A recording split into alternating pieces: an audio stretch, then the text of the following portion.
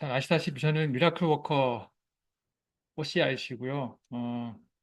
미라클 워커라는 이름으로 활동한 지는 1년 정도 됐습니다. 그래서 오늘 강의 전체 내용이 미라클 워커라는 하나의 주제로 연결되는 강의이고요. 지금부터 시작하도록 하겠습니다.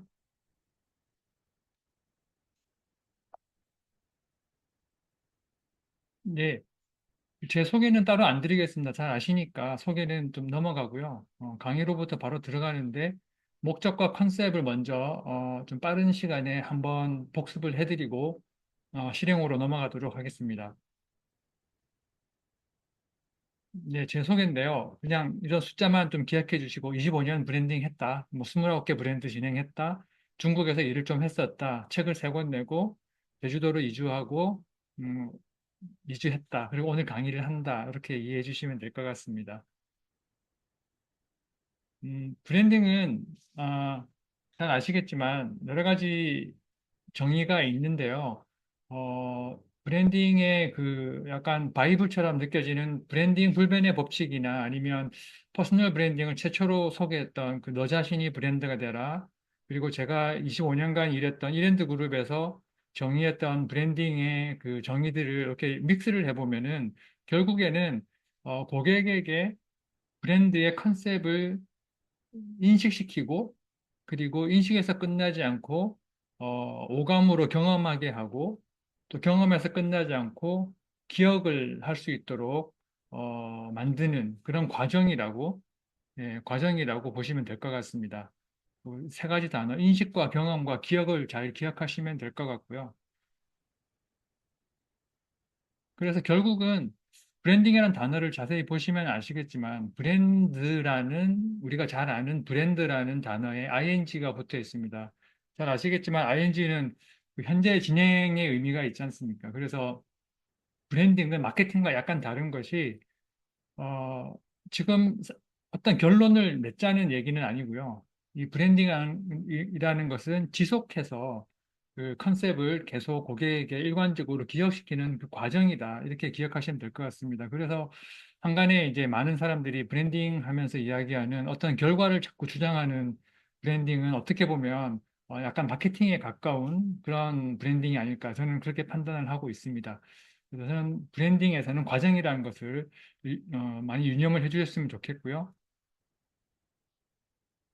음, 그래서 제 나름대로의 그 미라클 워커라는 개념에서 시작된 브랜딩은 조금 다르게 저는 정리를 했습니다. 그래서 결국은 잘 이미 많이 저 블로그를 통해서 보셨겠지만 결국 퍼스널 브랜딩이란 것은 나의 삶의 목적을 실행할 수 있는 단위인 명확한 컨셉으로 어, 좀 응축되게 정의를 해서 그것대로 실행하는 것이 퍼스널 브랜딩이다. 저는 그렇게 정의를 했습니다. 이게 제가 처음부터 이렇게 정해놓고 시작했던 건 아니고요. 책을 좀 웃긴 얘기지만 책을 쓰다 보니까 이렇게 정리가 되더라고요. 그래서 1권 쓸 때 2권 책 제목이 컨셉의 힘이라고 정해지진 않았었어요. 근데 1권 쓰다 보니까 2권이 컨셉이어야겠다는 생각이 들었고요. 또 2권 쓰다 보니까 3권은 또 실행의 힘이라는 책으로 써야 되지 않을까 이런 생각이 들었거든요. 그리고 지금 4권을 이제 목차 작업을 하고 있는데 종이책인데요. 4권은 오늘까지 버전으로는 책 제목이 조금 생뚱맞긴 한데, 모험의 힘, 어드벤처, 모험의 힘이 되지 않을까, 그렇게 생각하고 있습니다. 이렇게 모험에는 여러 가지 의미가 있지만, 제 생각에는 사는 것 자체가 약간 모험이라고 생각을 하거든요. 그래서 그 모험의 힘이라는 제목으로 지금 책을 준비하고 있습니다. 네, 그리고 요거는, 브랜딩을 할 때, 그, 이 세 가지 도구를 좀 기억하시면, 잘 기억이 되실 거예요. 그래서 목적이라는 것은 우리가 어떻게든 큰 방향을 잡는 나침반의 기능을 한다. 이렇게 생각을 하시면 되고요. 컨셉은 큰 방향을 잡은 그 빛을 돋보기를 통과시켜서 그 하나로 집중시키는 역할을 한다고 보시면 됩니다. 그러면 이 다른 말로 돋보기로 이렇게 응축해내는 것은 뾰족하게 만든다는 뜻이거든요. 근데 뾰족하면 또 너무 이게 타겟이 좁아지고 너무 이제 편협하게 되지 않을까라는 걱정이 있는데 그 마지막 작업 실행에서 그 모여진 빛을 프리즘을 통과시킴을 통해서 다시 확산시킵니다. 그렇기 때문에 이 좁아진 것을 다시 확산시키기 때문에 컨셉은 그대로 유지가 되거든요. 컨셉은 유지가 된 채로 내가 실행해야 될 폭은 넓어진다. 그렇게 생각하시면 될 것 같습니다. 이게 목적과 컨셉과 실행을 이 아이콘 하나로 표현을 해본 게 이렇게 나타나게 되더라고요. 그리고 퍼스널 브랜딩 할 때 가장 큰 오해가 되는 게 있는데요. 이게 오해는 제가 그 4년, 이제 벌써 5년이 다 돼가네요.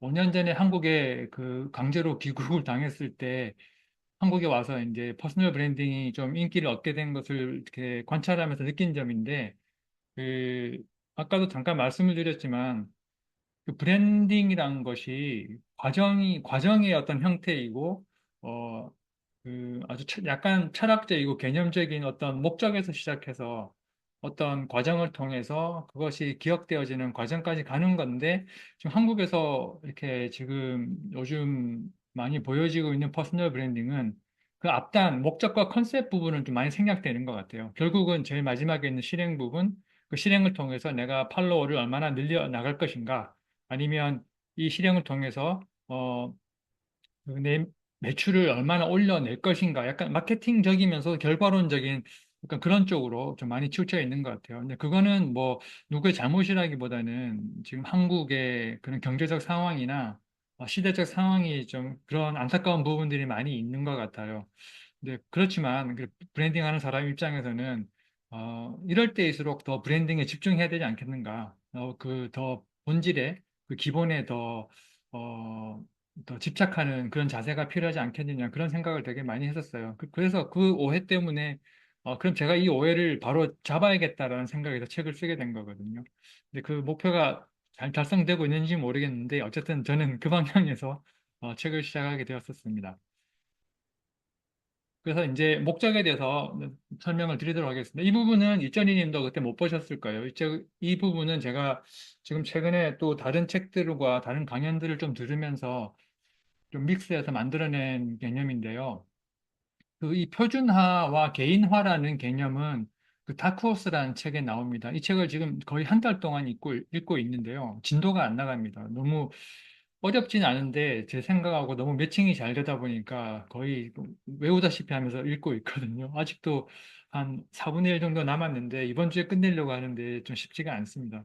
이게 어떤 개념이냐면 이미 블로그를 통해서 보셨겠지만 그 특히 한국 사람들이 봐야 될 내용인 것 같아요. 이 표준화라는 게 한국 사회에는 상당히 진하게 이 뿌리가 박혀 있거든요. 그 다른 말로 하면 그 공식에 따라서 성장한다라고 보시면 됩니다. 그 학생들 교육도 그렇고요, 직장 생활도 그렇고 삶 자체가 그렇습니다. 학생들은 처음부터 무조건 그 좋은 공부를 잘해야 되죠.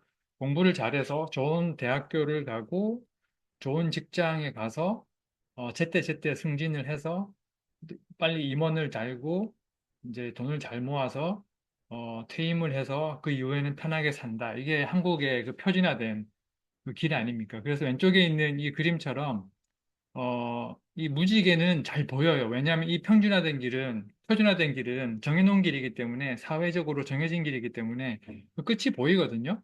내가 이 길을 가면 어디로 도착할 것이라는 걸 잘 알고 있습니다. 그래서 사회에서는 우리가 이 길을 벗어나는 걸 원하지는 않죠. 예, 그래야 통제가 되니까. 근데 이 끝에 도달하는 확률이 제 판단에는 10%, 5% 정도밖에 안 되는 것 같아요. 중간에 뜻대로 안 되잖아요. 좋은 학교 못 가는 사람이 더 많고, 가고 싶었던 회사에 못 가는 사람이 더 많고, 회사를 다니다 중간에 퇴직해야 되는 상황도 발생하고, IMF도 생기고, 코로나도 생기고, 저 끝에 있는 무지개까지 갈 수 있는 방법이 10%안 된다고 생각합니다. 그래서 이럴 바에는 차라리 자기 내면에 있는 어떤 목적을 찾아서 빨리 우회전해서 밖으로 나가는 게 저는 오히려 더 빠른 성공의 방법이라는 생각이 들었어요. 사실 그 길은 끝이 보이지 않고 이렇게 가다가 많은 이제 장애물도 있고 어려운 상황도 많이 생기죠. 살다 보면 애도 낳게 되고 또 천천히 가라는 그런 상황도 생기게 되고 다시 온 길을 되돌아가야 되는 그런 상황도 생기는 것 같아요.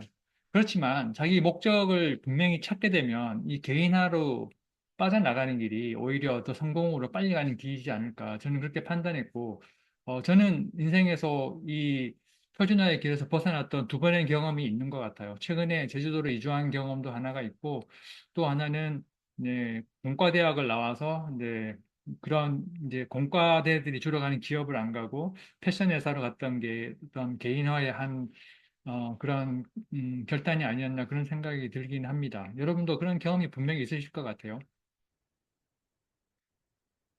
그래서 이 결단을 하게 되는 그 터닝 포인트라고 하죠. 보편적인 길로 가지 않고 미시적인 자기 동기의 길로 가는 그런 그 포인트를 미시적 동기라고 이 책에는 나와 있는데 저는 이 미시적 동기가 자기 삶의 목적인 것 같아요. 제가 이야기했던 목적이 바로 이 미시적 동기가 아닌가 그렇게 생각을 하고 있습니다.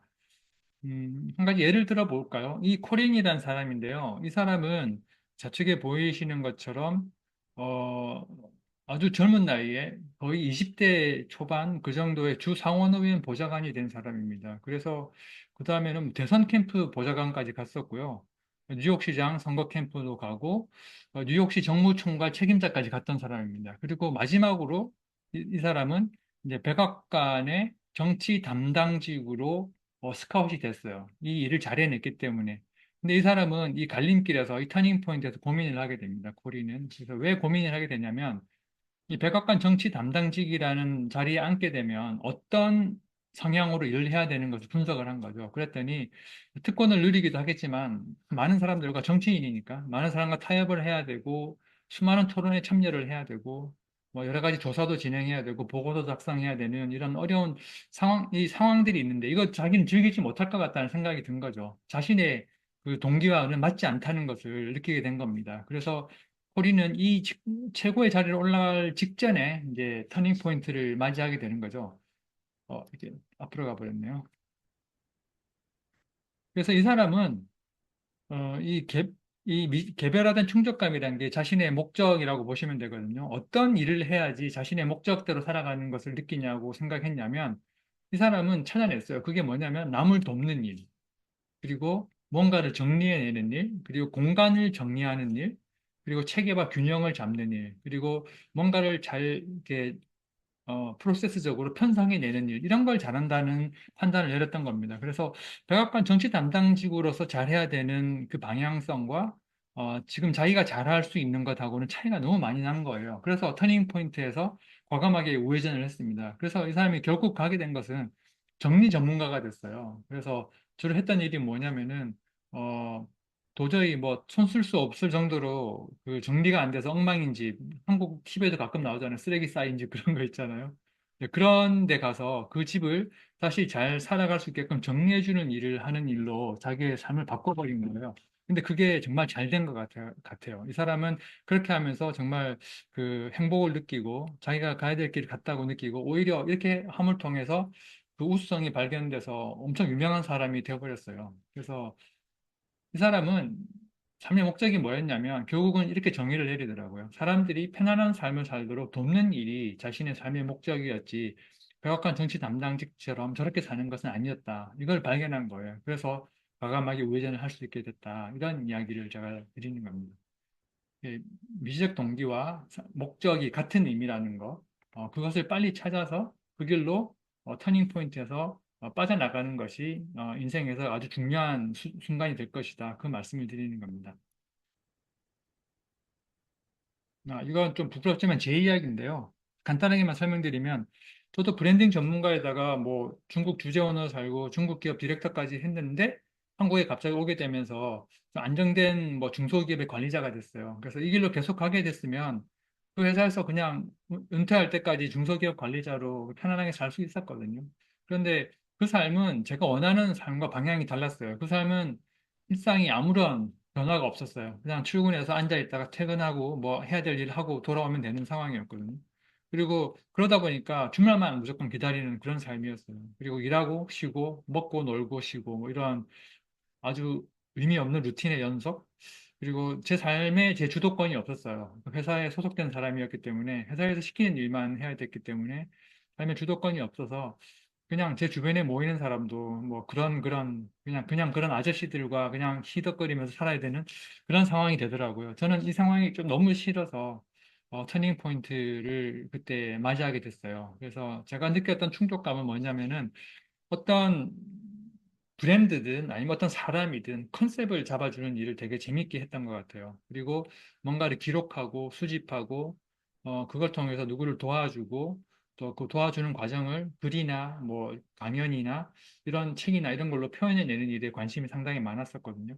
그래서 이거를 과연 이게 그럼 어떤 길을 가는 게 이런 일을 할 수 있는 길일까를 판단해 보니까 결국은 제가 해왔던 평생 동안 해왔던 그 브랜딩 관련 컨설팅 하는 일이 제가 가야 될 길이라는 걸 깨닫게 됐어요. 2년 전에. 그래서 작년 말에 이제 과감하게 제주도행을 결정하고 준비를 하게 된 거죠. 결국 제 삶의 목적은 제 미시적 동기는 사람이 아름답게 살아야 될 그 원래의 모습대로 회복되도록 도와주는 일이 나의 미시적 동기였다는 것을 2년 전에 이런 상황 가운데서 깨닫게 된 거거든요. 그래서 지금도 저는 과정 가운데 있지만, 계속 이 미시적 동기를 바라보고 가다 보면 좋은 결과가 나오지 않을까, 예, 그렇게 생각을 하고 있습니다. 음, 그래서 목적이라는 것은 이 구조를 가지고 있습니다. 저는 이걸 ABC라고 이야기를 하거든요. 결국 목적은, 내 삶의 목적은 재능과 내가 갖고 태어난 재능과 내가 어떤 의미를 느끼는 기여, 이 두 가지, 그러니까 어빌리티와 컨트리뷰션이 합쳐져서 ABC가 되는 거죠. 이 구조를 거의 웬만한 목적은 이 구조를 가지고 있는 것 같아요. 스티브 잡스나 뭐 오프라 윈프리의 삶의 목적도 찾아봤는데 이거 거의 매칭이 되더라고요. 그래서 저는 공식을 정해버렸습니다. 나는 어떠어떠한 재능을 통해 어떠어떠하게 기여한다. 이런 형태로 그 미시적 동기, 목적의 구조가 나오는 게 저는 정답이라고 그렇게 생각을 하고 있습니다. 그래서 이 목적을 찾는 방법은 여러 가지가 있는데요. 어, 그 많이 있죠. 쉽게는 MBTI나 강점혁명이나 뭐 비아나 스트롱 여러 가지 방법이 있는데 그 방법도 상당히 좋은 방법이고 제 주변에 같이 브랜딩 일하던 분도 그쪽으로 이제 연구를 많이 하셔가지고 강점 기반의 그런 코칭 하시는 분도 많이 계시거든요. 그 부분도 상당히 도움이 되는 부분이긴 한데 잘못하면 앞에서 제가 잠깐 말씀드렸던 표준화의 또 다른 굴레가 될 수도 있겠더라고요. 뭐 내가 INFJ라 그래서 그 INFJ대로만 살아가야 되는 건 아니잖아요. 그런 사람은 없겠지만 그걸 뛰어넘고 싶긴 하겠지만 어떤 의미에서는 그런 이렇게 나의 강점이라고 5가지 정해진 거에 의해서 그거에만 집중하고 나머지는 다 포기해버리는 그런 삶을 사는 사람도 분명히 있을 거라는 생각이 들었어요. 그래서 저는 그런 도구를 쓰는 것도 좋은데 자신을 좀 더 폭넓은 그런 여러 가지 도구보다는 한두 가지 도구를 가지고 깊이 있게 자신을 성찰해 보는 것이 더 의미가 있을 거라는 그런 생각이 들어서요. 저는 딱 두 가지만 쓰려고 합니다. 한 가지는 봉우리와 골짜기라는 도구이고요. 하나는 고슴도치 컨셉이라는 도구인데요. 이 두 가지를 지금 다 설명을 드릴 수는 없고 설명을 뭐 책에서 보신 분도 계시겠죠. 이미 알고 계신 내용일 수도 있고요. 이 두 가지 방법을 써서 저는 주로 목적을 찾아내고 있습니다. 그래서 지금 네 분을 컨설팅 해드리고 있는데, 지금 이 부분을 통해서 지금 하고 있거든요. 이 부분을 하다 보니까, 어, 많이 깨달으시는 것 같아요. 자기 삶에 대해서. 그래서 그 부분을 지금 잘 진행하고 있고요. 뭐 봉우리와 골짜기는 이런 것처럼 이전의 삶을 돌아보면서 그 삶이 어떤 정점을 찍을 때나 저점을 찍었을 때 어떤 키워드로 그런 일들이 발생했고 내가 극복해냈는지를 깊이 이제 드릴 다운 하면서 그 키워드를 찾아내는 작업을 하는 도구입니다. 상당히 저는 도움을 많이 받았었고요. 그래서 이런 여러 가지 이야기들을 자기가 이제 스토리로 풀어내게 되죠. 이 스토리에서 키워드를 잡아내는 것입니다. 그래서 제가 미대를 포기했었는데 미대 포기했을 때 그 미대를 포기했던 키워드 중에 내가 잘하는 것들과 내가 좋아했던 것들 그리고 내가 의미 있게 생각하는 것들이 무엇인지를 이렇게 뽑아낼 수 있어요. 그 작업을 계속하는 겁니다. 어떤 자기가 만족할 수준까지. 그렇게 하는 게 픽스앤밸리고요. 봉우리와 골짜기고요. 그렇게 이 여러 가지 한 5개 정도의 그 자기의 그 봉우리와 골짜기에서 분석을 하게 되면 잘하는 거, 좋아하는 거, 의미 있는 거 나중에 이제 키워드가 밝혀집니다. 그 키워드를 가지고 그 다음 작업, 고슴도치 컨셉으로 넘어가는 거죠. 이 책은 굿 투 그레이트라는 경영서적에서 나왔던 컨셉인데요. 여우는 전략은 좋지만 너무 많은 생각 때문에 집중을 못 하는데 고슴도치는 자기 이 빳빳한 가시를 세우는 한 가지 전략으로 여우를 극복한다라는 그 개념에서 나온 거거든요. 그래서 내가 잘하는 것과 좋아하는 것과 의미 있는 것의 교집합에 해당하는 단 한 가지 전략만 가지고 있으면 된다. 네, 그게 이제 고슴도치 컨셉의 핵심입니다.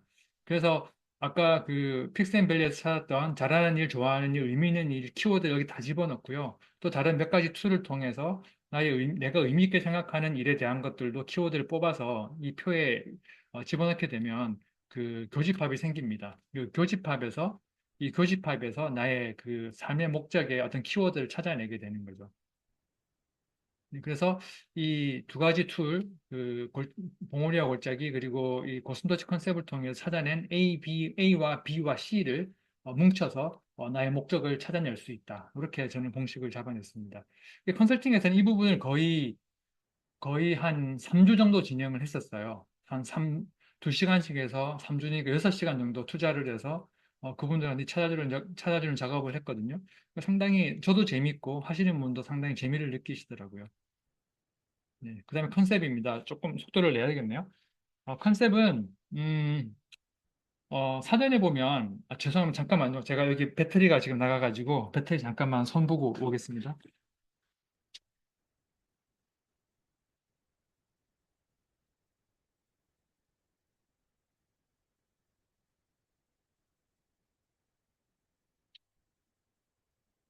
네, 됐습니다. 죄송합니다. 컨셉은 지금 여기 나와 있는 것처럼 어떤 아이디어나 그 주제를 중심으로 여러 가지가 체계화됐다. 그런 개념으로 쓰는 게 컨셉인데요. 이 한국어 표준어 사전에는 콘셉트라고 되어 있습니다. 저는 좀 이해가 안 되는데 왜 그게 외국 사람들도 콘셉트라고 발음하지는 않을 텐데 왜 콘셉트라고 하는지 모르겠는데 어쨌든 그 컨셉은 하나의 주제를 중심으로 여러 가지가 체계를 이루고 있는 그 상황을 컨셉이라고 하고요. 제가 다녔던 회사에서 그 정의했던 컨셉은 그 한 단어는 한 단어, 그러니까 뭐라고 해야 될까요? 한 단어가 컨셉이라고 보시면 됩니다. 한 컨셉에 연동된 전사장 마케팅, 브랜딩이라는 의미입니다. 브랜딩은 전 직원이 한 목소리를 내도록 만드는 악보이다라고 이야기를 했는데요. 이게 무슨 말이냐면 그 오케스트라를 보면 그 수많은 사람들이 하나의 그 같은 화음을 내기 위해서 악보를 볼 수밖에 없는 상황이잖아요. 그 악보가 컨셉이다라는 이야기입니다. 그래서 이 회사에서는 모든 부서에 이 악보를 나눠줬습니다. 그게 뭐, 이 콩나물이 그려져 있는 악보는 아니겠죠. 그 브랜드의 컨셉을 잘 표현한 그 악보를 나눠줘서 모든 부서가 그 컨셉대로 일할 수 있도록 조치를 취한 적이 있는데요. 그게 바로 컨셉입니다.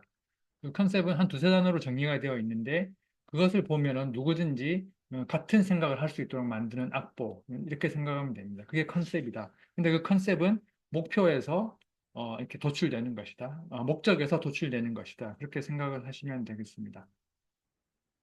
음. 그래서 그 컨셉을 만드는 이유가 뭐냐면은 삶의 목적이면 충분할 것 같은데 그 삶의 목적은 좀 구구절절하잖아요. 내 삶이 뭐 나의 재능이 이러이러한데 그 재능을 통해서 이렇게 기여하려고 해요. 이렇게 항상 말할 수 없고 항상 그걸 가지고 의사결정을 할 수 없으니까 두세 단어의 컨셉으로 만들어 버리는 겁니다. 그래서 그내 삶의 목적을 한두 단어로 응축해낸 것 그것이 컨셉이다. 예, 이렇게 말할 수 있고요. 음. 그리고 근데 퍼스널 브랜딩에서 상당히 중요한 게 뭐냐면 컨셉을 만드는 게 중요한 게 아니고요. 컨셉을 고객에게 브랜딩은 경험시키는 거라 그랬잖아요. 우리가 어떤 회사에서 만든 브랜드에서 만든 컨셉이 고객이 경험하는 그 경험과 일치가 돼야 됩니다. 이게 일치가 안 되면 컨셉이 잘못 만들어진 거거나 아니면 브랜딩이 잘못되고 있다는 의미죠. 그래서 컨셉과 경험의 일치를 만들어내는 것이 브랜딩이다. 브랜딩의 핵심이다. 예, 이 단어를 꼭 잊어버리지 않으셨으면 좋겠습니다. 실행할 때도 마찬가지죠. 내가 실행을 컨셉대로 해내야지 그게 브랜드가 되는 거지. 컨셉 따로 실행 따로 하게 되면 이 브랜드가 이제 형성이 안 되는 상황이라고 보시면 됩니다. 음, 이제 컨셉의 역할도 보면 뭐 같은 이야기입니다. 이 함수이잖아요. 그래서 x라는 이 X라는 어떤 일반적인 생각을 F라는 컨셉에다가 통과시켰을 때 어, 동일한 값으로 y가 계속 산출되어 나온다는 이 함수의 개념을 따온 건데요. 이 f라는 이 컨셉의 역할이 그래서 중요하다. 예, 그런 말씀을 드리는 겁니다. 예, 똑같은 이야기죠. 다 아시는 이야기니까 그냥 넘어가겠습니다. 음. 컨셉의 구조는 어, 회사 그 브랜드 내부에서 나오는 방향이 있고요. 브랜드 외부에서 오는 부분이 있습니다. 왜냐, 브랜드 외부는 고객을 말하는 거거든요. 브랜드 내부에서만 만들어낸 것으로 그 브랜드를 운영할 수는 없습니다. 그래서 고객의 입장과 브랜드의 입장이 뭉쳐졌을 때 그것이 교차하는 지점에서 컨셉이 등장한다. 이렇게 보시면 되고요. 그거 만들어내는 과정들은 좀 양이 많습니다. 양이 많아서 일일이 다 설명을 못 드리겠지만 책을 보시면 되는데 일단 그 고객 내부에서 그 브랜드 내부에서 나오는 것은 미션과 비전으로 구성되어 있습니다. 이 두 가지 용어는 많이 들어보셨죠? 근데 이 두 버전이 인터넷에 뒤져보시면 알겠지만 상당히 혼용되어 있습니다. 사람마다 이 주장이 다르거든요. 그래서 저는 하나로 통일시켰습니다. 미션이 더 큰 개념이라고 저는 봤거든요. 미션이 삶의 목적이라고 보시면 됩니다. 그래서 아까 목적에서 만들어냈던 개- 그 재능으로 기여하는 것, 그 말 만들어내는 최종 그 목적의 최종 그 결과물이 미션이라고 보시면 됩니다. 그래서 미션은 보통 어떻게 생각하면 되냐면 내가 탄생한 이유에 대해서 이유가 무엇인지를 판단하시면 됩니다. 나는 이 세상에 왜 태어났을까? 어, 그 내가 이 세상에 태어난 게 월 천만 원 벌기 위해 태어난 건 아니잖아요. 이 세상에 태어난 이유가 내가 팔로워 뭐 10만 명을 만들기 위해서 태어난 건 아니잖아요. 그거보다 하나 더 위의 개념이라는 것입니다. 내가 왜 월 천만 원을 벌어야 되고 내가 왜 팔로워 10만 명을 만들어야 되냐. 이 두 가지 목표가 진정으로 타겟팅하고 있는 그 목적이 무엇이냐. 그게 바로 미션입니다. 그래서 그 미션은 약간 추상적일 수도 있고 개념적일 수도 있는데 좀 그런 성향이 있습니다. 그렇게 해야 될 것 같아요. 제 생각에도. 왜냐하면 미션을 너무 구체적으로 정해놓으면은 중간에 이제 사는 게 그렇잖아요. 어떤 상황의 변화에 의해서 수정이 되고 변경이 돼야 되는데 미션을 너무 좁게 만들어 놓으면 그때마다 미션을 바꾼다는 게 좀 저는 약간 앞뒤가 안 맞다는 생각이 들거든요. 미션은 좀 큰 의미로 좀 대의적인 것, 개념적인 것을 잡아야 된다. 그렇게 생각을 하고요. 반대로 비전은 그 미션을 이루기 위해서 중간중간 만들어 나가는 비전이라고, 그 목표라고 생각하시면 될 것 같아요. 그래서 보통 뭐 삼성이나 현대도 보면은 연초에, 향후 5년을 위한 비전 선포식 그런 거 하잖아요. 그게 바로 비전입니다. 향후 몇 년 내에 내가 가시적으로 이루어낼 수 있는 어떤 구체적인 모습이, 비전이다. 이렇게 보시면 됩니다. 그래서, 아까 말씀드린 것처럼 뭐 월 천만 원 벌겠다? 뭐 그런 건 비전이 될 수도 있겠죠. 예, 조금 뭐 다르게 생각할 수도 있지만 약간 그런 식으로 구체적으로 숫자가 등장할 수도 있고요. 어떠한 퀄리티적인 정량적이고 정성적인 목표들이 나올 수가 있습니다. 예, 그래서 비전은 좀 잘게 나누어서 설정할 수 있다. 예, 뒤에서 한 번 더 설명을 드릴게요. 그래서 브랜드 내부에서 나오는 미션 플랫폼에서는 이 두 가지 요소가 중요하다는 것을 좀 말씀을 드렸고요. 그래서 간단한 예만 한번 보여드릴게요. 그 화장품 회사에서는 어쨌든 화장품은 화장품을 만드는 회사잖아요. 그런데 그 본질을 좀 들여다봐야 된다는 겁니다. 목적, 미션이라는 것은. 그래서 화장품 회사는 어떤 회사의 예인데요. 그 회사는 그 회사의 목적이 화장품을 만드는 것이 아니고 자신감을 만드는 회사다. 여성들의 자신감을 위해서 자기 회사가 존재한다. 네, 그렇게 미션을 정했더라고요. 잘 정한 미션인 것 같습니다. 그리고 한 자동차 회사는 자동차를 만드는 회사가 아니라 자동차를 통해서 행복을 양산하는 회사다. 일본 회사인데요. 이렇게 정했더라고요. 근데 맞는 것 같아요. 남자들은 대부분 자동차에서 만족을 많이 얻으시잖아요. 서쿠필드님은 최근에 좀 안 좋은 경험도 있으시지만 어쨌든 남자들은 차에서 많은 행복을 느끼고 예, 그러는 것 같습니다. 비전은 조금 더 구체적이고 가시적이라 그랬잖아요. 스페이스 X 일론 머스크는 추상적 미래로는 그 우주에서의 풍요로운 생활이라는 개념을 잡았는데요. 가시적인 비전으로는 뭘 잡았냐면 사람들이 여러 행성에서 살 수 있게 하는 게 자기의 비전이다. 사람이 이게 배포가 크기 때문에 비전도 큽니다만 어쨌든 행성에서 사람이 살 수 있게 한다는 어떤 손에 잡힐 듯한 그런 가시적인 그런 목표를 일론 머스크는 비전으로 삼았습니다. 그리고 소니는 옛날 이야기이긴 한데요. 뭔가 혁신적인 라디오를 만들고 싶은데 그게 혁신이 무엇일까? 그것을 이제 구체적으로 만들어낸 게 주머니에 들어가는 라디오다. 그래서 소니가 그 한 30년 전에 3, 40년 전에 그 워크맨이라는 손에 들어오는 주머니에 들어가는 라디오 때문에 엄청난 히트를 쳤잖아요. 그게 아마 이 비전에서 나온 그 결과물이 아닌가 저는 그렇게 생각을 합니다. 이제 두 번째는 컨셉에서 중요한 건 고객 니즈에서 출발하는 고객 니즈 플랫폼인데요. 이 부분은 조금 이해하기 어려울 수도 있습니다만 제가 설명을 그냥 해보겠습니다. 예를 들면 좋은데 그 예를 들다 보면 시간이 너무 막 늘어나기 때문에 예를 못 들어드릴 것 같고요. 일단 그냥 설명으로 해보겠습니다. 그 고객 니즈는 제일 위에 제일 큰 개념은 고객의 니즈입니다. 고객이 과연 무엇을 원하고 있느냐 그걸 찾아내는 거거든요. 근데 고객은 자기도 잘 표현을 못 합니다. 그렇지만 고객은 마음속에 진정으로 원하는 게 있거든요. 그 해결받기 원하는 그 고객의 니즈가 출발점입니다. 그러면 두 번째 경쟁사는 뭐냐면은 경쟁사가 잘하고 있는 걸 보는 게 아니고요. 고객이 해결받기 원하는 A라는 것이 있는데 나의 경쟁사들은 그것을 왜 못 채워주고 있을까? 그 채워주지 못하고 있는 그 부분을 찾아내는 겁니다. 경쟁사들이 해결해주지 못하고 있는 부분.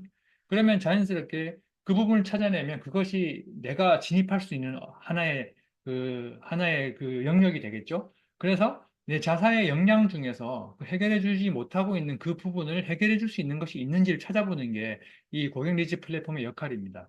그러면 아까 말씀드린 위에서 올라오는 미션 플랫폼과 고객 니즈 플랫폼을 이렇게 합쳐보면 거기서 컨셉이 등장하는 겁니다. 나는 이런 비전과 미션을 가지고 있는데 고객들은 이런 걸 원하더라. 내가 해줄 수 있는 게 있네. 그래서 나의 비전과 그 해줄 수 있는 영역이 만나서 컨셉이 탄생한다. 이렇게 생각을 하시면 되죠. 예를 들어 간단하게 예만 좀 들어보겠습니다. 자주 나오는 브랜드들이죠. 스타벅스와 다이소인데요. 스타벅스는 잘 아시겠지만 이 회사의 컨셉은 제3의 장소입니다. 제가 아직도 생생하게 기억하거든요. 그게 1996년이었던가? 한국 1호점 스타벅스가 그 이대 앞에 생겼어요. 충격적이었죠. 그때 그 전까지는 저희는 주로 이제 그 개인이 만든 커피숍이라고 그러죠. 커피숍에 가서 이제 예, 사람을 만나고 했었는데 이 스타벅스가 만든 제3의 장소라는 의미는 무엇이냐면 그 현대인들이 그 집과 회사 혹은 집과 학교를 오가는 삶을 살잖아요.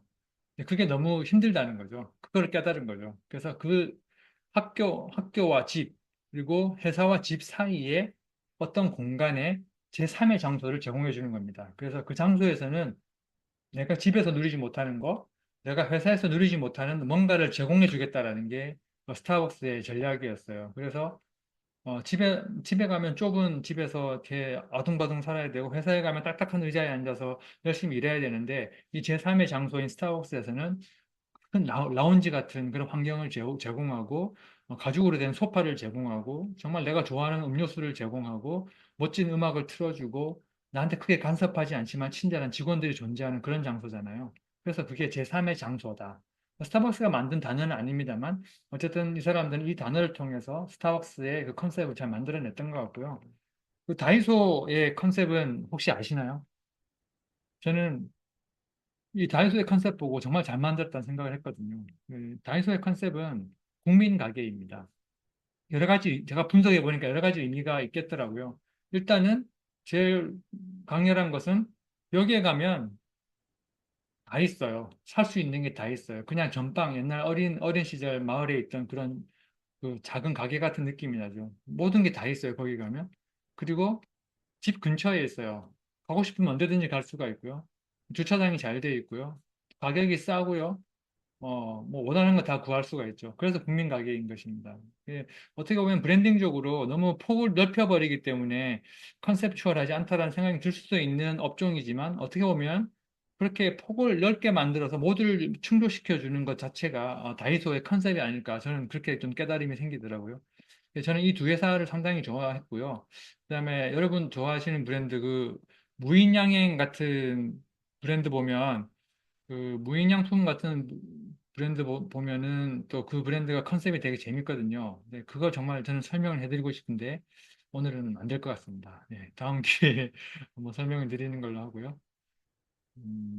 그래서 스타벅스를 그 설명을 드리면 그 마케팅이나 브랜딩을 할 때 그 고려해야 될 여러 요소들이 이런 것들이 있잖아요. 프로모션, 뭐 플레이스, 뭐 음악, 서비스, 메뉴, 직원, 가구, 뭐 인테리어 여러 가지가 있는데 이 제3의 장소라는 이 키워드 하나로 컨셉 하나로 얘들은 그걸 다 해결을 해낸 것 같아요.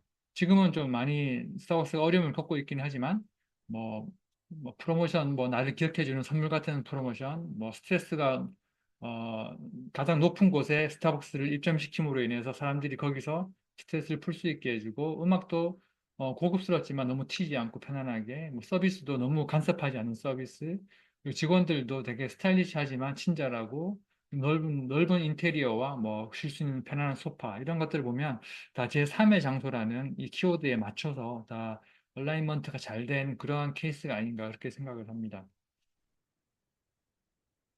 이제 드디어 실행으로 넘어왔습니다.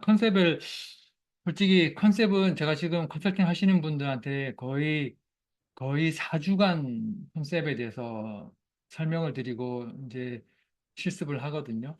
근데 이렇게 짧게 한 10분 만에 끝내서 좀 아쉽긴 한데, 이제 어쩔 수 없습니다. 이제 실행으로 넘어가 보겠습니다. 이제 실행인데요. 실행은 아까 말씀드린 거랑 똑같습니다. 내 삶의 목적대로 살아내는 것이 저는 실행이라고 판단을 했어요. 그냥 무조건 살아가는 것보다는 내가 정한 목적과 컨셉에 맞게 실행하는 것이 실행이다. 저는 이 의미의 실행을 설명하려고 하는 겁니다. 그래서 이 실행을 하기 위해서는 먼저 그 목적과 컨셉을 잘 정의해야 된다.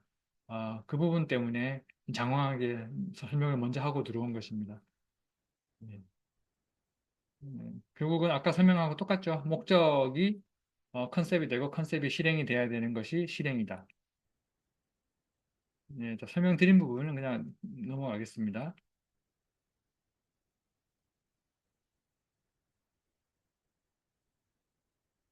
요건 설명을 드려야겠네요. 제가 말하는 그 일반적인 사람들이 삶이 아니라 제가 말하는 브랜딩에서의 실행의 특징은 8가지 정도가 있는데요. 이 8가지 정도를 설명을 드리겠습니다. 불확실성인데요. 어, 보통 실행이라는 것은 불확실성을 다 제거하고 실행한다고 생각을 하잖아요. 근데 저는 그렇게 생각 안 합니다. 불확실한 상황에서도 실행해내는 것이 진짜 실행이라고 생각이 들고요. 그렇게 하기 위해서는 목적이라는 게 명확히 있어야겠죠. 목적성 없이 그런 실행은 아마 불가능할 겁니다. 그래서 불확실성은 사라지지 않고 언제든 우리 삶 가운데 있는 거니까 우리는 불확실성 가운데서도 실행하는 것을 실행해야 된다. 저는 그렇게 이야기를 하고요. 그리고 실행을 또 왜 해야 되냐면 실행하게 되면 이걸 내가 해야 될 일인지 하지 말아야 될 일인지를 판단할 수가 있게 되더라고요. 실행 안 하면 평생 미지수로 남습니다. 이건 내가 했어야 될 일인가? 못할 일인가? 막 죽기 전에 생각하겠죠. 그거 했었어야 되는데, 뭐 그렇게 판단할 수 있을 거예요. 그래서 저는 이 실행이라는 것은, 불확실을 해도 해야 되는 것이 실행이다. 이렇게 생각하고, 두 번째는, 이건 미국의 국무장관 지냈던 그 콜린 파웰이 했던 이야기인데요. 실행은 내 능력이나 준비가 40에서 70% 되었을 때 실행하는 것이다. 이렇게 전 말 상당히 수긍이 가더라고요. 40% 이하에서 실행하는 것은 약간 무모한 실행이 되고 실패할 가능성이 너무 커지고요. 70% 이상이 내 능력이 쌓일 때까지 기다리는 것은 결국 실행하지 않겠다라는 걸로 판단이 되더라고요. 작년 말에 제가 이 말을 보고 제주도 여행을 실행을 했습니다. 그때 제 생각에는 제주도 올 수 있는 상황이 저는 한 50% 됐던 것 같아요. 한 50%에서 의사결정을 실행을 했던 그런 기억이 있습니다. 다음으로는 그 실행의 특징이 연쇄성과 포괄성인데요. 이건 제가 다 경험했던 겁니다. 연쇄성이라는 것은 첫 번째 실행이 중요하다는 얘기입니다. 그만큼 첫 번째 실행이 어렵다는 얘기도 될 수가 있죠. 그렇지만 첫 번째 실행만 해내면 그 다음 실행부터는 연쇄적으로 일어난다는 것을 저는 깨달았거든요. 그래서 물꼬를 트는 거 있잖아요. 어떤 밭에 물을 줄 때 이렇게 저수지에 물꼬를 트는데 처음에 틀 때가 힘이 들잖아요. 삽질을 엄청 해야 되고 그렇지만 물고가 한번 트기 시작하면 저절로 이게 그다음부터는 연쇄 반응이 일어나잖아요. 똑같은 것 같아요. 첫 번째 실행이 중요한데 그 실행만 잘 해내고 성공적으로 해내면 그다음 실행들은 내가 생각했던 것 이상으로 속도감 있게 잘 진행된다. 그런 의미를 말씀드리고 싶은 거고요. 뭐 제가 수차례 이야기 드렸지만 제가 제주도로 이주한 것들도 이 연쇄정의 그런 이론이 아니었을까 저는 그렇게 생각합니다.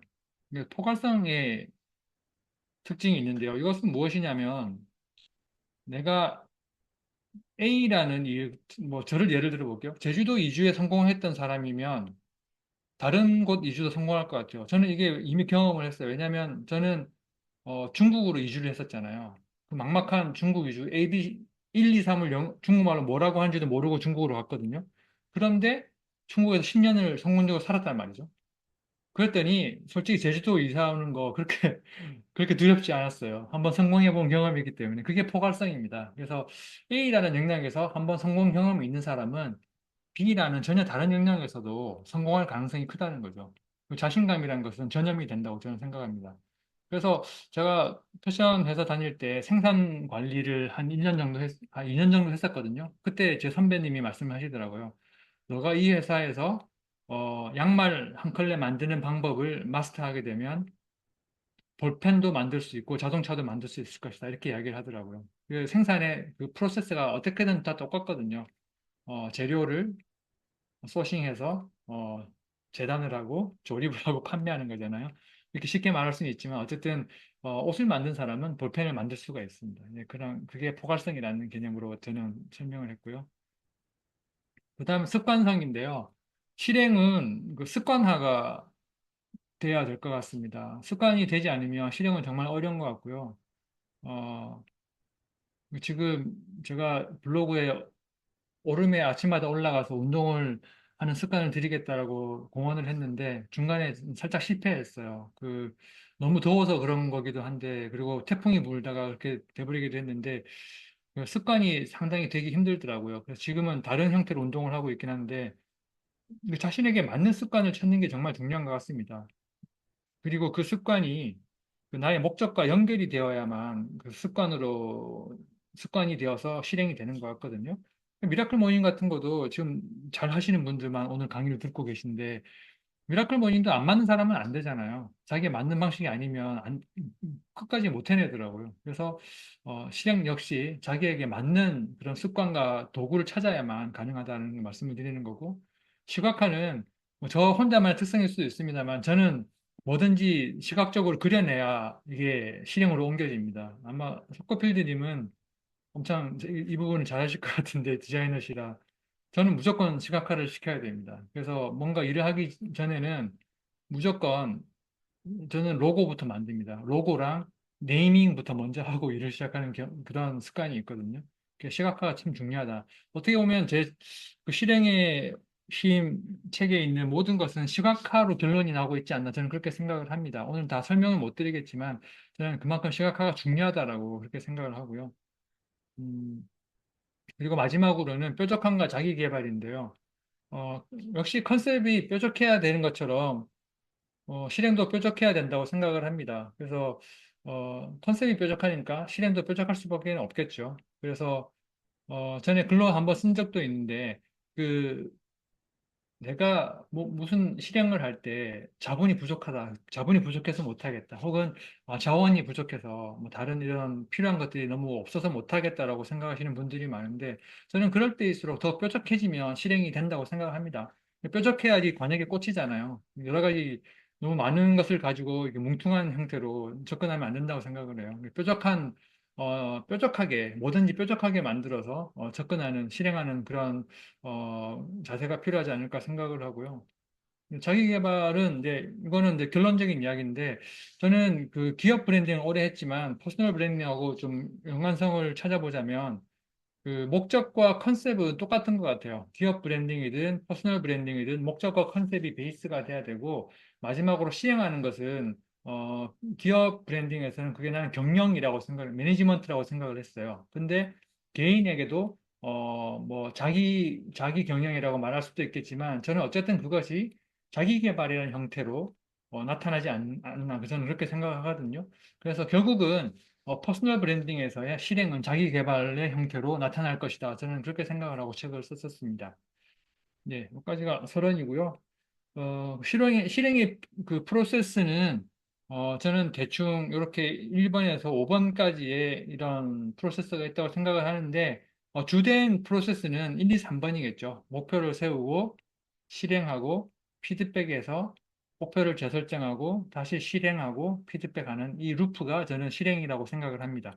그런데 여기서 이제, 어떤 이 실행을, 잘 해내기 위해서 습관화가 필요하고 또 이런 것들 잘 해내기 위해서 도구들이 필요한데 제가 오늘 설명할 것들은 이 목표에 대해서는 3호라이즌이라는 도구가 저는 가장 좋은 도구라고 생각을 하고요.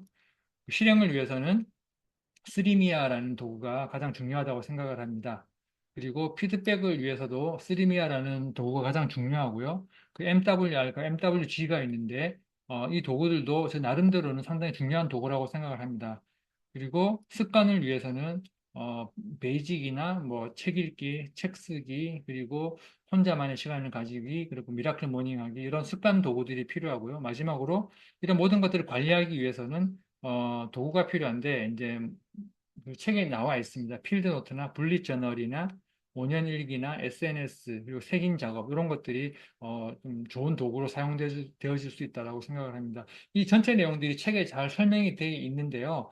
제가 오늘 이 시간에는 모든 것을 다 설명을 드릴 수는 없고 3호라이즌하고 3미아 위주로 좀 설명을 드리도록 하겠습니다. 음, 3호라이즌은 아마 기업을 다니시는 분들은 혹시 접했을 수도 있는 도구이기도 합니다. 이 책은 그 어떤 컨설팅 업체에서 만든 도구인데요. 그 자기의 인생을 뭐이 목적을 향해서 가는 이 길을 세 가지 정도의 어떤 텀으로 나누어서 계획을 세운다라는 개념으로 보시면 됩니다. 그래서 이 목적은 어떤 방향성이지만 이 순간순간의 호라이즌은 목표라고 보시면 되거든요. 비전이라고 보시면 됩니다. 이 목적은 미션일 거고요. 그래서 이 어, 3등분된 이 비전들은 좀 현실적인 목표를 잡아주는 겁니다. 그래서 보시면 여기 나와 있지만 그 호라이즌을 보통 그 브랜드의 상황에 따라 다르게 잡습니다. 뭐 1년, 3년, 5년 잡는 경우도 있고요. 뭐 3년, 5년, 10년 잡는 경우도 있습니다. 그래서 이 경우는 자신의 목적, 미션이 정해지면 그 미션을 이루어 나가는 과정에 맞게 잘게 나누시면 되고요. 중요한 것은 그 과정마다 그 필수적인 요소들이 있습니다. 비전은 그 미션과 다르게 그 목표가 좀 정량적이고 정성적으로 나와줘야 됩니다. 그래서 그게 달성이 되었는지를 항상 피드백할 수 있게 되려면 그게 확실히 필요하거든요. 그래서 이 정량적이고 정성적인 목표 설정이 상당히 중요하고요. 이 두 가지 목표를 이루기 위한 원, 투, 쓰리 여기 나와 있죠. 이 세 가지 우선순위 이게 쓰리미아입니다. 이 원, 투, 쓰리를 아주 정교하게 잘 만들어줘야 됩니다. 왜냐하면 이 원, 투, 쓰리, 쓰리미아가 오늘 내가 해야 될 우선순위까지 연결이 되게 되거든요. 그래서 3 호라이즌에서는 이 3개의 능선으로 만드는 작업과 그 능선별 정량 정성적 목표 그리고 그 목표를 이루기 위한 세 가지 우선순위를 정하는 작업이다. 그렇게 생각하시면 되는데 제가 다니던 회사에서 썼던 걸 잠깐 보여드리겠습니다. 이걸 보시면 조금 이해가 되실 거예요. 이거는 진짜 썼던 14년 전에 우리 팀에서 만들었던 자료입니다. 그래서 보시면 좀 경영 자료에다 조금 딱딱한 내용일 수도 있는데 여기 보면 세 가지 호라이즌이 나와 있죠. 그래서 2014년까지 했네요. 여기는 1년 단위로 했네요. 그래서 2014년 목표가 뭐냐면 매출이 3천억이다. 이게 정량적인 목표이죠. 뭐 매출과 영업 손실과 사용 자본 이런 형식으로 정량적 목표를 잡았고요. 정성적 목표로는 이 브랜드가 성장할 수 있는 세 가지 큰 축을 구축하는 것이 정량적 목표이다. 정성적 목표이다. 이렇게 잡았습니다. 그리고 2년 뒤에는 뭐 미래의 매출 1조를 만들 수 있는 어떤 모델을 만드는 걸 정성적인 목표로 잡았고요. 그뭐 이런 그 외에 또 정성적인 정량적인 목표를 잡았습니다. 뭐 1년 후도 마찬가지고요. 뭐 이렇게 잡았는데 요 밑에 있는 것들이 3B야라고 보시면 됩니다. 기업이기 때문에 좀 복잡한 형태로 나오고 세 가지 이상 나와 버렸는데요. 이때 이 회사는 세 가지 우선순위를 인재 확보와 그리고 지식 확보 그리고 낭비 제거는 이제 비용 낮추겠다는 얘기입니다. 그리고 재무적인 어떤 수치들 이렇게 네 가지 형태의 우선순위로 목표를 잡았습니다. 제가 이걸 해보니까요, 개인 형태로도 충분히 잡을 수가 있습니다. 그럼 만약에 내가 뭐 5년 뒤에 어, 퍼스널 브랜딩, 한국 최고의 퍼스널 브랜딩 회사가 되겠다. 그러면 그때 어떤 정상적인 모습이 나오겠죠. 그리고 매출은 얼마를 내고 직원을 몇 명을 가지고 있고, 그리고 이 일을 통해서 이 일을 이루기 위해서는 어떤 세 가지 일을 해야 되는지 충분히 나올 것 같거든요. 예, 그렇게 잡아 나가시면 됩니다. 예를 하나 보여드렸고요. 네, 스리미아를 또 말씀을 드릴게요. 스리미아는 그 most important action이라는 말의 준말입니다. 이것은 그 베들레헴 철강이라는 그 미국의 큰 철강 회사에서 이제 만든 개념인데 그 회사가 만든 건 아니고요. 그 회사가 고용했던 컨설턴트가 만들었던 도구입니다. 그때는 사실 여섯 가지였어요. 근데 세 가지로 지금은 줄었는데 세 가지가 더 저는 맞는 것 같습니다. 그 비하인드가 좀 재밌긴 한데 제 블로그에 있으니까 나중에 한번 봐주시면 될 것 같습니다. 그래서 그 이 스리미아는 그 매일 그리고 매주 매월 매년 세 가지의 강력한 성취를 통해서 내 추진력을 만들어내고 결국은 나의 목표와 목적을 이뤄낸다라는 그런 취지를 가지고 있는데요.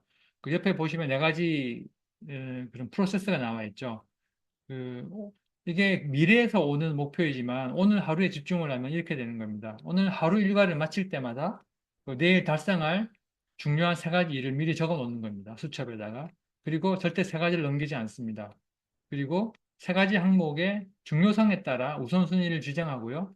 내일 아침에 출근하게 되거나 아니면 집에서 그 수첩을 보고 첫 번째 작업에만 집중을 하는 겁니다. 그리고 첫 번째가 끝나면 두 번째 작업, 두 번째가 끝나면 세 번째 작업을 하는 게 바로 스리미아의 핵심입니다. 그리고 이것을 매일 반복한다. 그리고 이걸 조금 더 확장시키면 매주, 매주의 스리미아도 이렇게 진행하면 되고요. 매월, 그리고 매년, 매 호라이즌의 스리미아도 이런 식으로 진행을 하면 됩니다.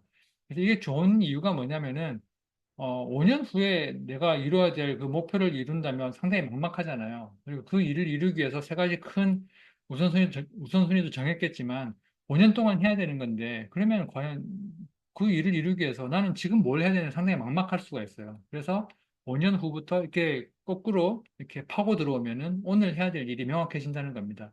그래서 오늘 하는 일만 쳐다보면 5년 후에 일이 이루어질 수 있을까 걱정이 될 수도 있지만 내가 정교하게 짜면 짤수록 오늘 일만 집중하면 그 일이 달성되게 되는 구조로 만들어지는 거죠.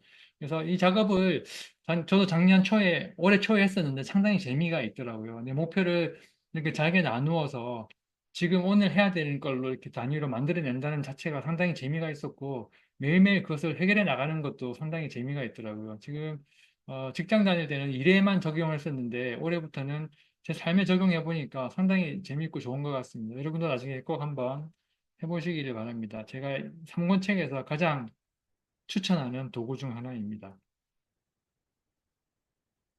이미 다 설명드렸는데요. 필요한 것만 하면 되니까 효율성이 좋아지고요. 불필요한 것은 자동으로 안 하게 되는 거죠.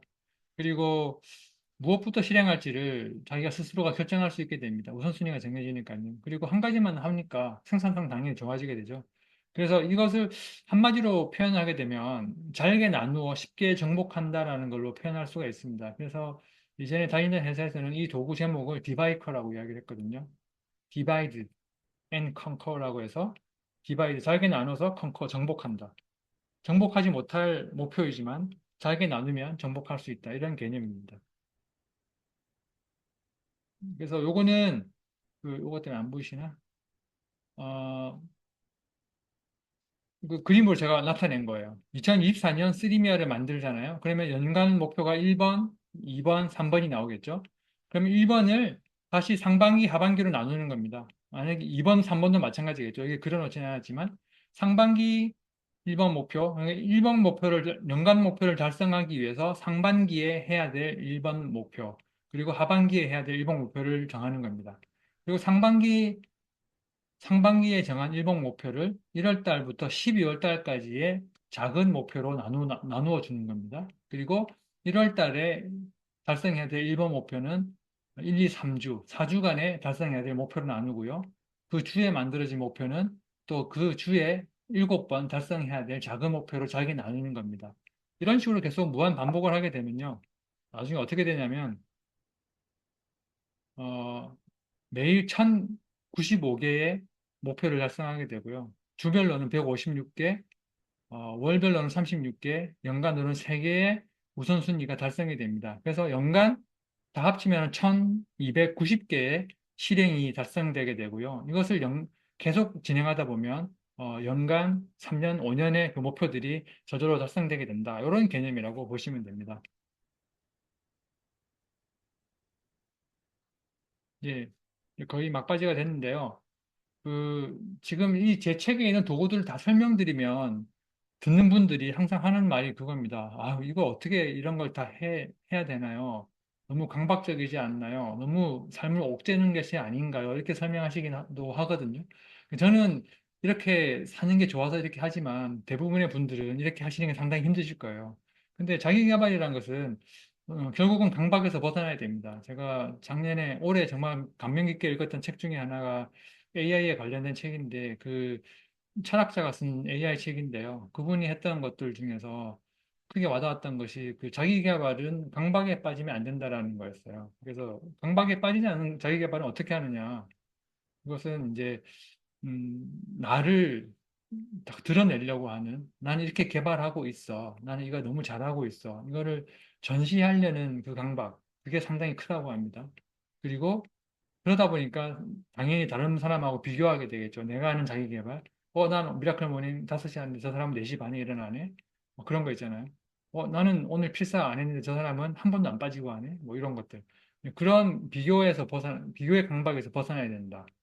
그리고 두 번째는 다른 사람이 나에 대해서 판단하는 것을, 그리고 다른 사람이 어떤 경제력에 대한 것, 부에 대한 것, 성공에 대한 것을 판단하는 그, 그 근거를 나의 근거로 삼으면 안 된다는 겁니다. 그 사람이 정한 것은 그 사람의 판단 근거로 끝나는 거지, 나의 판단 근거는 그게 아니고, 다른 사람이 만들어주는 것이 아니고, 내가 정한 삶의 목적과 컨셉이 나의 자기 개발의 그런 판단의 근거가 되어야 된다는 그 말을 하는 거고요.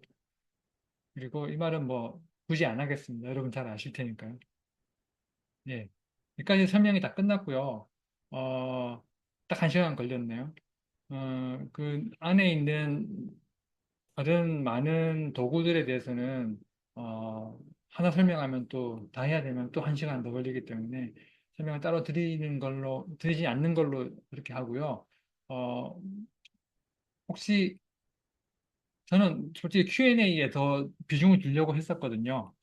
근데 참석하시는 분들이 그렇게 많으시지가 않으셔가지고, 어떠실지 모르겠지만, 궁금하신 거 있으면, 이 채팅으로나 아니면 그 마이크를 켜시고 질문해 주시면 제가 답변을 해드리도록 하겠습니다.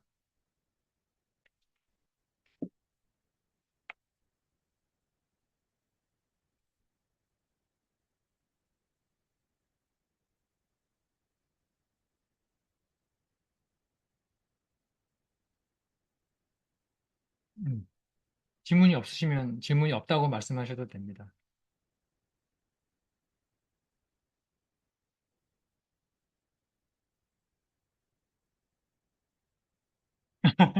네, 아직 목적과 컨셉을 못 잡아서 질문을 못 하겠어요.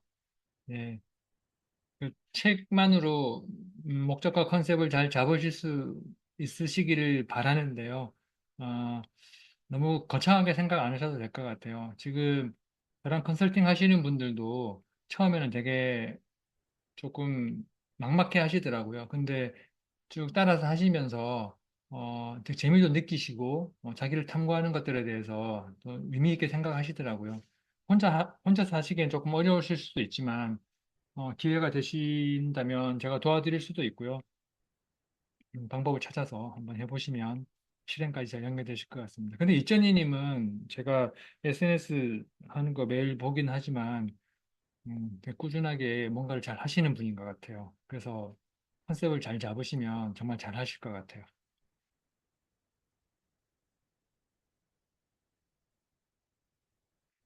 컨셉 잡으실 때, 네, 시간이 제가 그분들 컨설팅을 해드릴 때 총 8시간, 총 8번 해드리거든요. 근데 제가 강의 위주로 그러니까 이렇게 설명 위주로 하고, 이렇게 컨설팅 해드리는 것이 4번이고요. 그 다음에 한 번 컨설팅을 하면 제가 과제를 내드리고, 그 다음 시간에 그분이 과제 해온 거 가지고 제가 피드백 해드리고 수정하고 다시 숙제 내드리고 그렇게 하는 식으로 강의 한 번, 피드백 한 번 이런 식으로 하거든요. 그래서 컨셉을 하려면 어쨌든 목적 강의를 한 번 들어야 되고요. 컨셉 강의를 한 세 번 이상 들으셔야 돼요. 그래서 한 네 번, 다섯 번 정도 강의가 넘어가야 컨셉이 잡히시더라고요. 예. 제가 막 애를 써서 제가 제 위주로 주도해서 잡아드릴 수도 있어요. 근데 그렇게 하면, 그분이 나중에 좀 후회하거나 그럴 가능성이 있어요. 자기가 주도를 안 했기 때문에. 그래서 주도권을 드리기 위해서 시간이 조금 걸리더라고요. 제주도가 아니고 제 주도로 하면, 조금 어려움이 있습니다. 빨리는 되지만. 예, 그런 분도 원하시는 분도 있어요. 왜냐하면, 그 비즈니스 컨설팅을 만약에 뭐 카페를 연다 그런 분들이 저한테 컨설팅을 받으시면 제가 그냥 잡아드리죠. 그게 더 편할 수도 있으니까. 그분도 그걸 원할 때가 있거든요. 또 그게 자신의 삶의 목적이 아니기 때문에 그런 경우도 있고요. 1회는 보통 1시간 반으로 합니다. 1시간 정도 이렇게 말 제가 설명드리고 한 30분 정도 Q&A 진행하고요. 1시간 반 정도 하고요. 그 제가 8회라고 말씀드렸는데 그거는 하기 나름이더라고요. 어떤 분들은 속도가 나셔가지고 한 네다섯 번 만에 컨설팅 끝나는 경우도 있고요. 어떤 분들은 목적에서 뭐 갈피를 못 잡고 목적에서 막 헤매다가 결국 8회 넘기는 경우도 있어요. 근데 저는 어쨌든 그 해답이 나올 때까지 해드리려고 하거든요. 좀 제가 좀 힘들 수도 있는데 저는 어쨌든 그게 맞는 것 같아요. 왜냐하면 제 목적이 도와드리는 건데 안 도와드리면 그게 제 목적하고 안 맞는 행동인 것 같아서.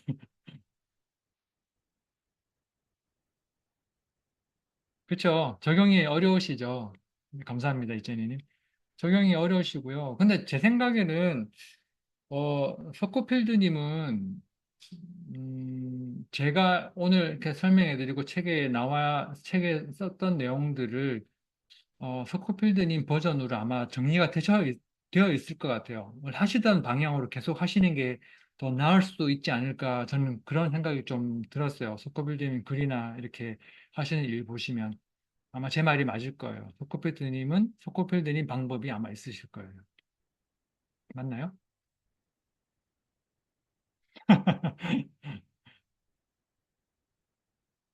그 디자이너시니까 컨셉 잡는 거 이런 거는 되게 거의 도사 아니실까요? 저는 그렇게 생각했는데.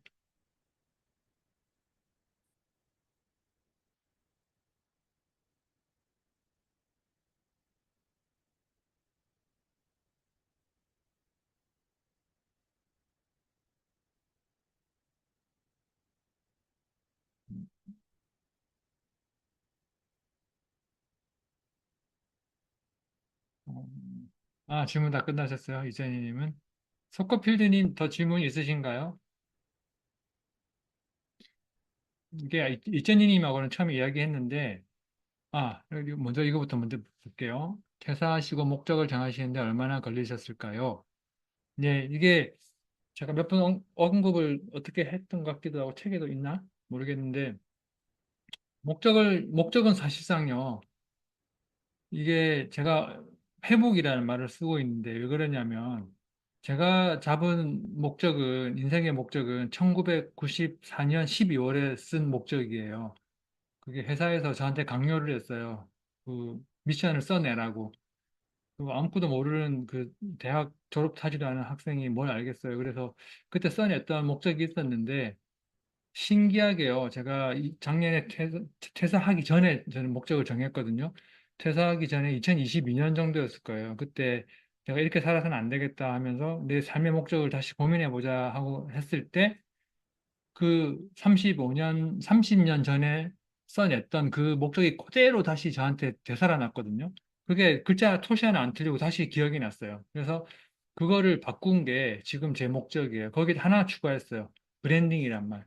브랜딩 지식을 통해 원래의 아름다움으로 세상을 회복시키는 사람. 그게 제 미션이거든요. 그 목적이거든요. 그게 똑같아요. 앞에 브랜딩만 빼면 30년 전에 만든 건 그거예요. 그래서 시간이 걸렸다기보다는 시간이 회복되는데 30년이 걸렸다? 이렇게 말씀드려야 되나요? 대답이 되셨나 모르겠습니다. 대답의 의도랑 안 맞는 대답일 수도 있을 것 같아서.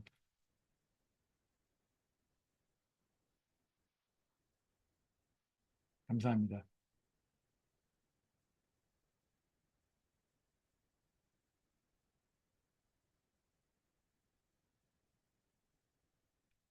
근데 소커빌드님은 직장에 다니시기 때문에 직장에서 자기의 삶의 목적을 적용해내기는 사실상 상당히 힘들더라고요. 저는 약간 미션이나 비전을 중요시하는 약간 그 기독교 회사에 다녔는데도 제 미션대로 살아나가기 상당히 쉽지 않더라고요. 그래서 제 생각에는 직장 내에서는 쉽지 않죠.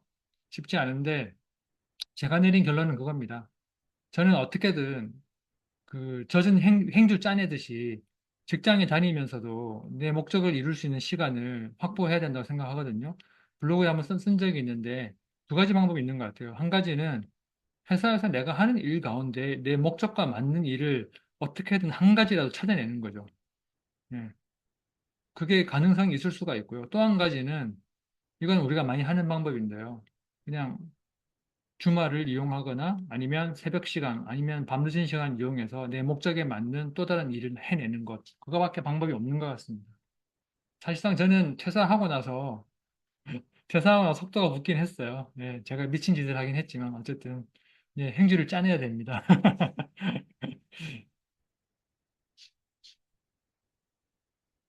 그게 재밌는 게 행주 짜낸다는 게요.